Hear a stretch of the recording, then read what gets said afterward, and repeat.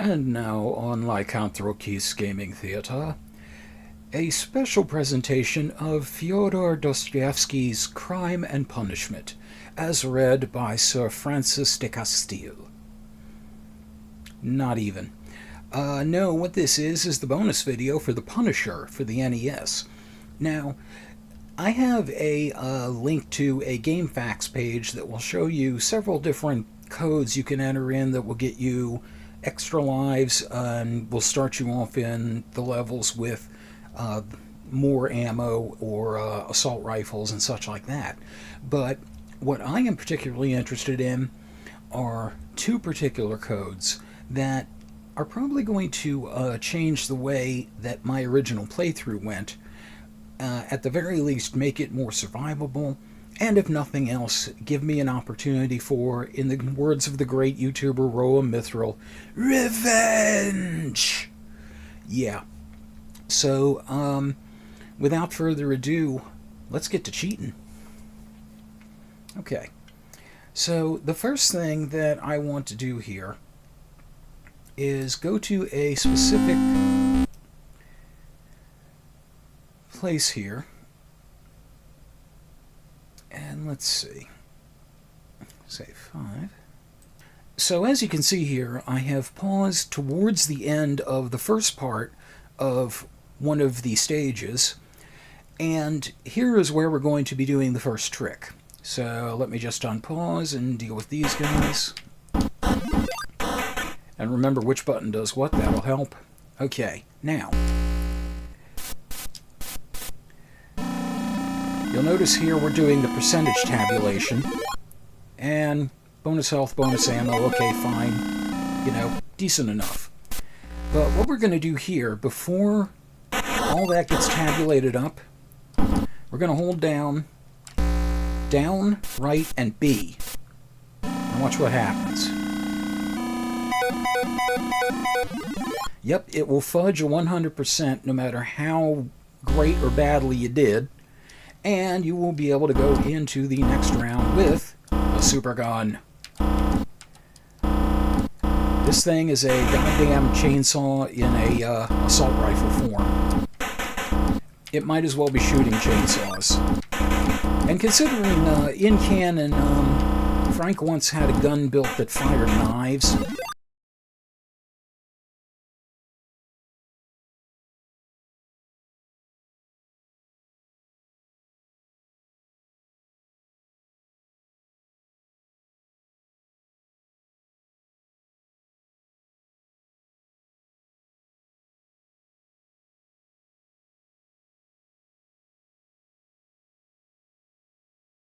This is not that out of character for him. So something you'll notice, you can pick up regular ammo clips to refill the Supergun and keep that going that way. And this thing will just chomp through everything, like I mentioned. Notice that beam sign, usually you have to do a fair few shots to destroy that. Let's see what it does to this car. Ooh, and that's a good way to show something else here. Let's show what it does to this car. Yeah. Now, notice how fast I'm firing with the Supergun. And as soon as I pick up the assault rifle, the gunfire is slowed down. Yep. So you can keep the Supergun going with clips for any of the other guns. Whoops. But as soon as you pick up an assault rifle, you lose the Supergun for good. Or maybe you don't. Never mind. You actually do get the Supergun back after you're done with the assault rifle. Still not necessarily a great idea to pick the assault rifle up anyway. Because, you know, why would you settle for that? And now Frank's dead, and we're back down to the submachine gun. So as I played around with this some more, I began to think about the kind of gun that the Supergun might actually be. And I am not a gun enthusiast by any stretch of the imagination, but I do understand a little bit about it. I also understand that I'm about to die if I didn't pick that up. But the thing is, they didn't have any kind of different sprite for the Supergun. They just used the same one as the assault rifle. And that struck me as a little odd because, from what I understand, the average assault rifle clip, I think it can hold somewhere between, anywhere between 35 and 45 to 50 bullets. I'm probably wrong about that. But, this thing is just firing every bullet in the entire world at rapid succession. Which brings to mind more like a heavy machine gun or something like that. Or like a portable one. So it would have been kind of nice if they had done a separate sprite for that, I think. As it is, I'm forced to conclude that this is some miracle thing that Microchip somehow got his hands on or invented. And that makes me picture Microchip just off screen, rapidly trying to keep up with feeding belts of ammo through this as Frank wastes everything in sight. Which is a very, very hilarious thought. Either that or we're doing a really major crossover and Frank somehow figured out how to get a bag of holding into a bullet clip. Which would be pretty freaking amazing. And if that was the case, I would immediately go back to playing D&D. Because that was my big problem with D&D. No heavy modern weapons. Oh, by the way, proof of concept there, you can actually get the Supergun loaded past what it was originally capable of holding, which was 750 bullets. Because, if we're going to be ridiculous, let's just go all the way with it. The Punisher was always a comic with kind of a ludicrous premise anyway. Kill the car, kill the car.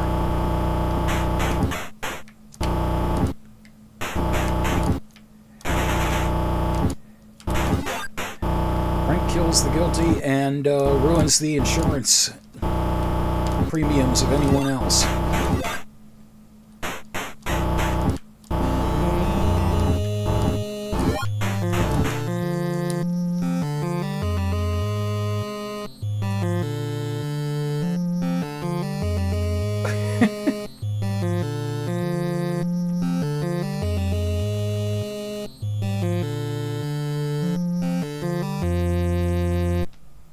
Okay, I had no idea the music for that saxophone guy continued in the pause screen.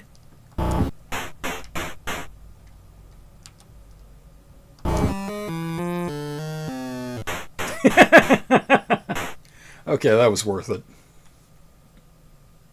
So, that's what the Supergun can do for you, which begs the question. What can the Supergun do for us against some of those pesky bosses? Well, we're about to find out. And just to show you exactly how much this can absolutely decimate a boss, we're going to start off against Jigsaw. So I am right at the end of Jigsaw's level. We're going to get the Supergun and then go into the boss fight. Observe.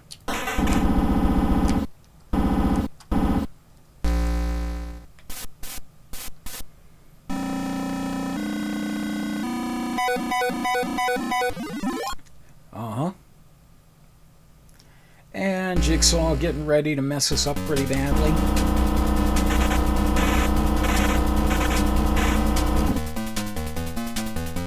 Or not. And every single one of those bullets went into his nuts. I just want to point that out. Beautiful, isn't it? So, that's one boss that can definitely get trounced pretty nicely. So, how about we take on another boss that can actually stand up to it a little better. Let's go up against Hitman.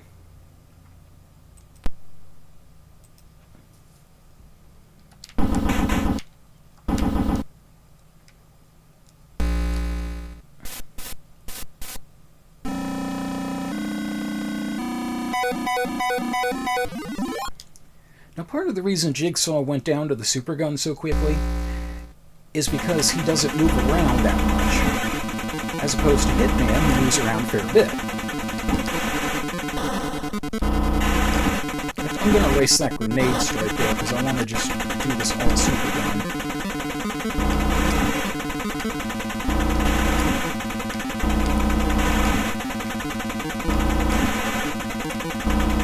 But as you can see, that is doing a fair chunk of damage to him. Now, to make this a little bit easier, you want to kind of get him hovering over this way, which is going to fuck me up when I don't move fast enough. But the advantage to this is that you can get the him hovering pretty much in one place, and it makes it very easy to dodge his grenades when he starts throwing them. It's still a bit of a slow process, but this is a fairly safe way to deal with it. I love Frank's lean back there like he's in a wind tunnel. And he has like one tiny sliver of health, because I just finally got the reticle where it should have been.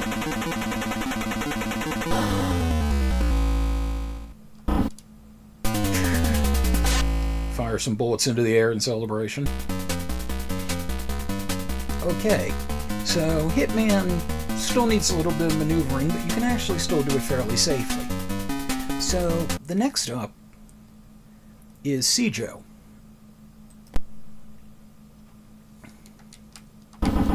So how does he fare?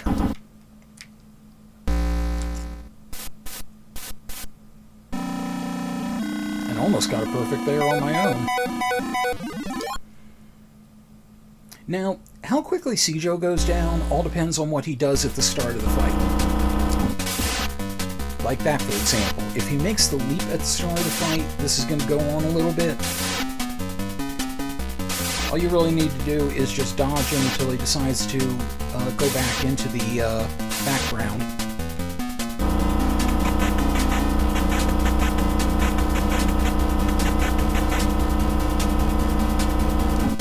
Oh, and usually I can take him out in one volley of bullets, but I didn't think I was that far off target, because it looked like I was hitting him consistently. And then I couldn't figure things out one way or the other, and why is he kicking his leg up like that, I just noticed. Apparently Joe is part bug. Okay. So next up, we are going to do the Assassin. Or maybe it's just Assassin. I still have no idea who this guy is. But in any case, we're going to see how the Supergun manages his fight.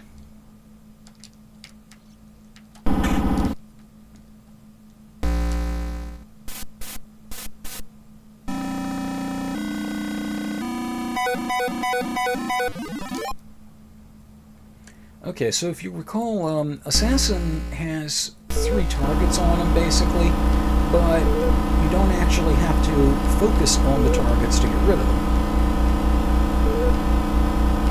The only real problem with Assassin is he tends to move around a lot. But he does give you a lot of times where he's not doing anything, and yeah. Because he's got such a wide hitbox and he doesn't move quite as much as Hitman did, yeah, he falls pretty quickly to the Supergun. Now, I have saved my best of the originals, or my least favorite of the originals for last, as how that should have gone. Colonel Klieg. Now, this is where the true revenge happens. Watch the smile on my face.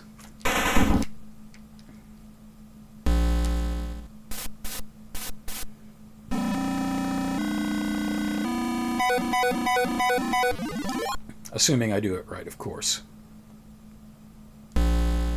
So, Klieg, of course, had the 3-stage tank.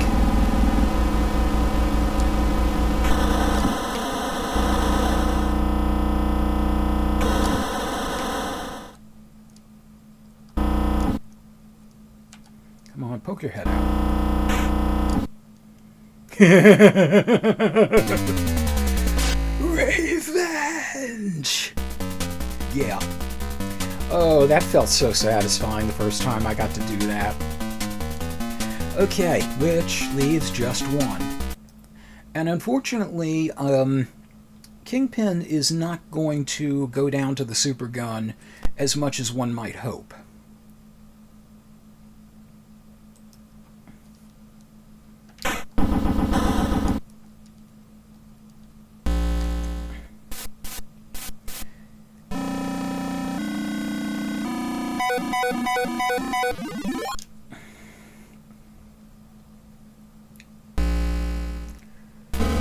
So the big problem with Kingpin, he's got that really powerful gun that can chip away your life very fast. And he's also not going to give you a lot of time to just stand there and smack the snot out of him with a gun.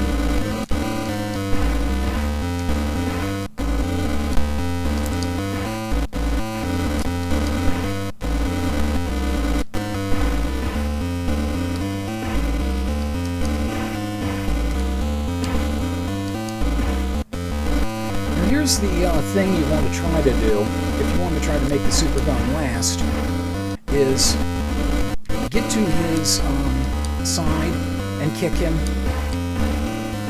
And this works a whole hell of a lot better if you're moving to the right, because it is nearly impossible to dodge that cross of his from the left side. As it is, it's hard to do it from the right side, but because it's angled that direction, it's generally a lot easier. The problem is he's usually going to knock you the fuck out. But as you can see, you can actually chip off a pretty good chunk of his health bar that way. And I have enough lives that I can just... I'm going to punch you at least once. There you go. I have enough lives because of all of the codes that I've been using up to this point that I can just stand in front of them and tank the damage and just do a sacrifice play to get rid of them. But yeah, Kingpin is really the only boss you're not going to be able to finish off with the Supergun. It's just really not feasible. That was a hard punch. Now that things are over, there's another Easter egg. And we will see it in a little bit.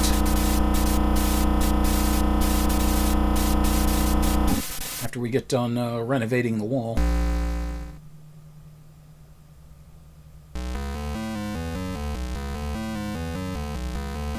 So, when it says we sure showed them, you want to hold up, B, and select.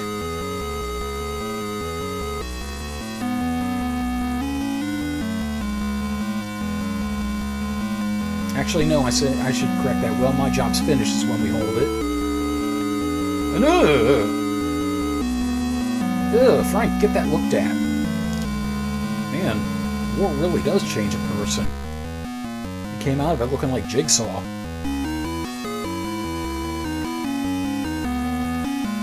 Until next time, indeed, though there is no next time for the Punisher NES because I've now covered everything I want to. So, I want to thank everybody for joining me on this journey. And always remember, if you're taking on bad guys, cheating is perfectly acceptable. Not like they weren't going to do it first. So, take care. Until we game again.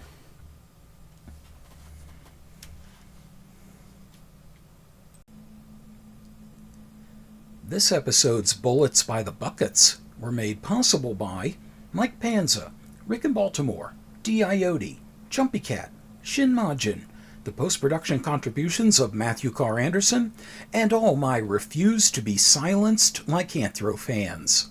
Thank you very much for your continued support. Until we game again.